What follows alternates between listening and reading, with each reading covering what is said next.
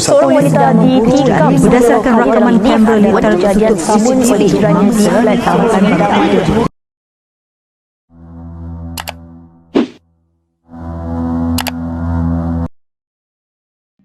Assalamualaikum dan salam sejahtera kepada semua rakan-rakan dan Puan Nur Hasina binti Sulaiman, pensyarah subjek Penghayatan Etika dan Peradaban NTU 21032. Alhamdulillah dan syukur kehadrat ilahi dapat kami menyiapkan tugasan yang diberikan kepada kami. Penghargaan kepada Puan Nur Hasina binti Sulaiman yang banyak membantu kami dalam menyiapkan tugasan ini.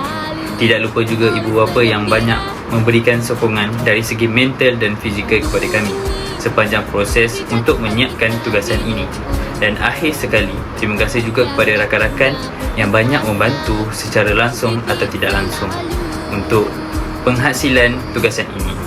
Tanpa bantuan dari semua pihak tersebut, tidak mungkin kami dapat menyiapkan tugasan yang diberikan ini dengan sempurna.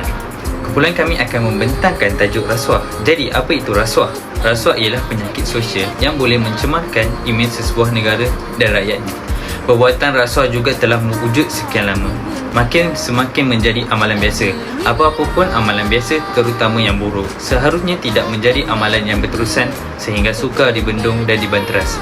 Rasuah jika diterima sebagai amalan biasa akan membawa kehancuran kepada seluruh masyarakat, bangsa dan negara seperti yang berlaku dalam sejarah tamadun besar dunia. Jadi tanpa berlengahkan masa, kami akan persembahkan tentang contoh rasuah.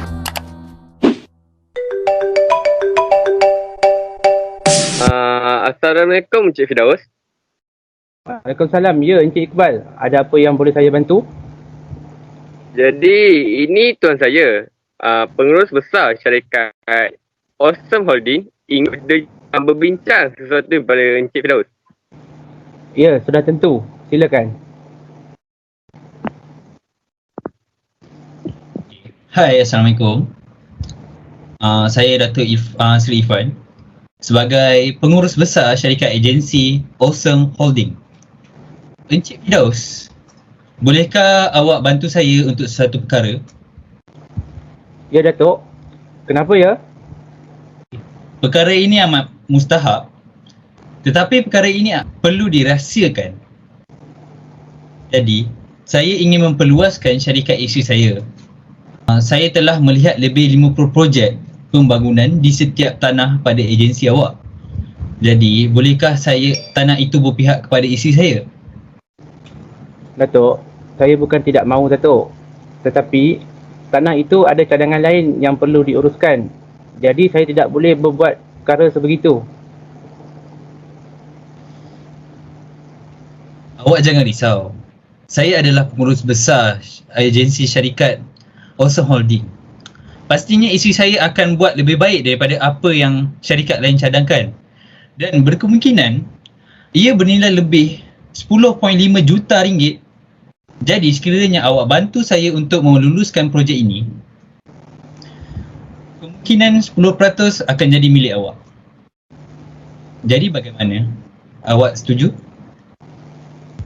Tapi Datuk, bukankah ini keterlaluan? Kan syarikat lain memberikan 100% untuk mendapatkan projek ini. Tak, awak jangan risau. Saya tahu apa yang saya nak buat. Jadi, kalau perkara ini setuju untuk pihak Encik Firdaus, awak akan dapat bahagian awak. Sekiranya begitu, saya akan luluskan dengan secepat mungkin. Terima kasih, Encik Firdaus. Nanti saya akan datang ke pejabat awak secepat mungkin. Jadi, saya harap perkara ini jangan diperbesarkan dan perlu dirahsiakan. Jadi, seperti apa yang berlaku, pengurus besar syarikat Awesome Holding itu ingin membuat perbuatan rasuah, malah pembantunya tidak berapa setuju dengan keputusan yang dibuat oleh pengurus besar itu. Jadi, tanpa ragu-ragu, pembantunya berasa bertanggungjawab dengan melaporkan kepada pihak Suruhan Pencegahan Rasuah Malaysia SPRM. Mari kita saksikan. Hai, saya wakil dari pihak SPRM. Boleh saya bantu Encik? Saya ingin melaporkan laporan rasuah ke atas majikan saya dari syarikat Awesome Holding berkaitan projek pembangunan di negara kita. Oh, syarikat Awesome Holding Syarikat besar Ya. tu kan? Boleh saya tahu pemberi dan menerima rasuah berlaku time bila? Semasa saya mengendalikan pembincangan bersama Datuk Seri Irfan selaku pengurus syarikat Awesome Holding, beliau telah melakukan rasuah dengan ingin memberikan ganjaran kepada ketua agensi kelulusan projek. Projek ini diberikan kepada syarikat kami. Saya merasakan perkara ini agak serius dan keterlaluan sekiranya dibiarkan lama. Oh, yes. Jenayah ni sangat serius. Dan Malaysia menurut akta itu, boleh terangkan tentang akta, Encik Faris? Okey, boleh saya tahu dengan siapa saya bercakap ya? Saya Encik Fikri. Okey, Encik Fikri. Mengikut Akta Suruhanjaya Pencegahan Rasuah Malaysia, orang yang memberi rasuah ataupun memberi tawaran rasuah akan didakwa di bawah Seksyen 25/1 dan -2 Akta SPRM 2009 yang akan dikenakan denda tidak lebih RM100,000 ataupun penjara tidak melebihi 10 tahun atau kedua-duanya sekali. Dan orang yang menerima rasuah akan didakwa di bawah Seksyen 25/3 dan -4 Akta SPRM 2009. Ia akan dikenakan hukuman denda tidak lebih RM10,000 ataupun penjara tidak lebih 2 tahun atau kedua-duanya sekali. Jadi Encik jangan risau, kami akan buat siasatan terhadap laporan Encik ya. Okey, baik Tuan. Saya harap Tuan mengambilkan tindakan dengan segera dan identiti saya sebagai pelapor harap Tuan dapat dirasakan. Tak apa Encik, kami ada akta di bawah orang yang mengadu. Ia di bawah Akta Suruhanjaya Pemberi Maklumat. Berdasarkan pengetahuannya, mereka akan dilindungi di bawah Seksyen 65 Akta SPRM 2009. Jadi Encik jangan risau. Identiti Encik akan dirahsiakan. Baik Tuan. Okey. Terima kasih. Seorang pengurus besar sebuah agensi kerajaan direman 7 hari bagi membantu siasatan Suruhanjaya Pencegahan Rasuah Malaysia berhubung dakwaan penyalahgunaan kuasa.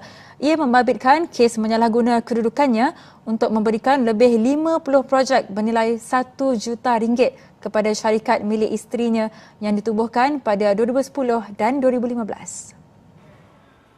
Perintah reman terhadap pengurus besar yang berusia 62 tahun dikeluarkan Magistrate Nix Isfahani Tasnim Wan Ibi Rahman. Lelaki itu yang memakai baju lokap berwarna jingga dengan tangan bergari tiba di Mahkamah Magistrate Putrajaya pada jam 9.40 pagi dan akan disiasat mengikut Seksyen 23 Akta SPRM 2009. Jadi, sekiranya kita berhadapan dengan masalah rasuah, kita perlulah rasa bertanggungjawab untuk membuat laporan kepada Suruhanjaya Pencegahan Rasuah Malaysia SPRM. Kesimpulannya ialah apabila berlakunya peningkatan dalam rasuah, secara tidak langsung ia akan membawa kepada penurunan pertumbuhan ekonomi KDNK negara Malaysia. Oleh itu, pihak kerajaan Malaysia perlulah memastikan rasuah dapat diatasi dengan menggerakkan jentera kerajaan yang terdiri daripada pihak berkuasa tempatan. Selain itu, kerajaan perlulah mengukuhkan penguatkuasaan undang-undang terutama SPRM, Badan Kehakiman dan Polis. Penguatkuasaan mereka juga perlu diwujudkan secara terang-terangan untuk memastikan kepercayaan orang ramai terhadap institusi tersebut.